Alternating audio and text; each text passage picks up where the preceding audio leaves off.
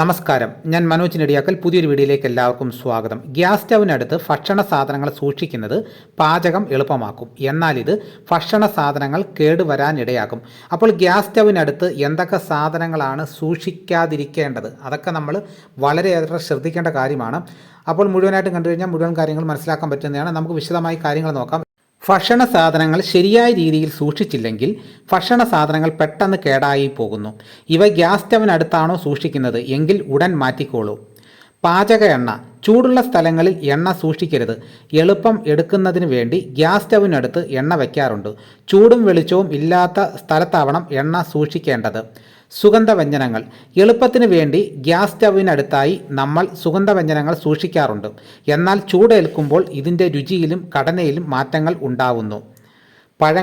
പഴങ്ങൾ പാത്രത്തിലാക്കി തുറന്നു സൂക്ഷിക്കുന്ന ശീലം നമുക്കുണ്ട്. എന്നാൽ ഇത് ഗ്യാസ് സ്റ്റവിൻ്റെ ഭാഗത്ത് സൂക്ഷിക്കാൻ പാടില്ല. ചൂടേറ്റാൽ പഴങ്ങൾ പെട്ടെന്ന് കേടായി പോകുന്നു. വിനാഗിരി നിരവധി ഉപയോഗങ്ങളാണ് വിനാഗിരിക്കുള്ളത്.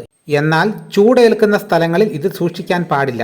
തണുപ്പുള്ള അധികം വെളിച്ചമില്ലാത്ത സ്ഥലത്താണ് ഇത് സൂക്ഷിക്കേണ്ടത്. മാംസവും മത്സ്യവും കൂടുതൽ നേരം ഇറച്ചിയും മത്സ്യവും ചൂടേൽക്കുന്ന രീതിയിൽ സൂക്ഷിക്കാൻ പാടില്ല. ഇങ്ങനെ വയ്ക്കുമ്പോൾ ഇവ പെട്ടെന്ന് കേടായി പോകാനുള്ള സാധ്യത കൂടുതലാണ്. കാപ്പിപ്പൊടി പാചകത്തിന് വേണ്ടി ഗ്യാസ് സ്റ്റവിനടുത്ത് കാപ്പിപ്പൊടി സൂക്ഷിക്കാറുണ്ട്. എന്നാൽ ചൂടും ഈർപ്പവും ഉണ്ടാകുമ്പോൾ ഇത് പെട്ടെന്ന് കേടായി പോകുന്നു. പാൽമുട്ട തുടങ്ങിയവ പെട്ടെന്ന് കേടുവരുന്നവയാണ്. അതിനാൽ തന്നെ ഇത്തരം ഭക്ഷണ സാധനങ്ങൾ ഒരിക്കലും ചൂടേൽക്കുന്ന സ്ഥലങ്ങളിൽ സൂക്ഷിക്കരുത്. അപ്പോൾ ഇത്രയേറെ കാര്യങ്ങളാണ് നമ്മൾ സൂക്ഷിക്കേണ്ടത്. ഇതോടുകൂടി വീഡിയോയുടെ പൂർണ്ണമാകുന്നു. എല്ലാവരും ലൈക്ക് ചെയ്ത് സപ്പോർട്ട് ചെയ്യണം. ഇതേപോലെയുള്ള വീഡിയോസ് കൃത്യമായി നോട്ടിഫിക്കേഷൻ കിട്ടാൻ ചാനൽ സബ്സ്ക്രൈബ് ചെയ്തിട്ടില്ലെങ്കിൽ ചാനൽ സബ്സ്ക്രൈബ് ചെയ്ത് വെക്കുക. മറ്റൊരു വീഡിയോയുമായിട്ട് ഉടനെ എത്താം. എല്ലാവർക്കും എൻ്റെ നന്ദി.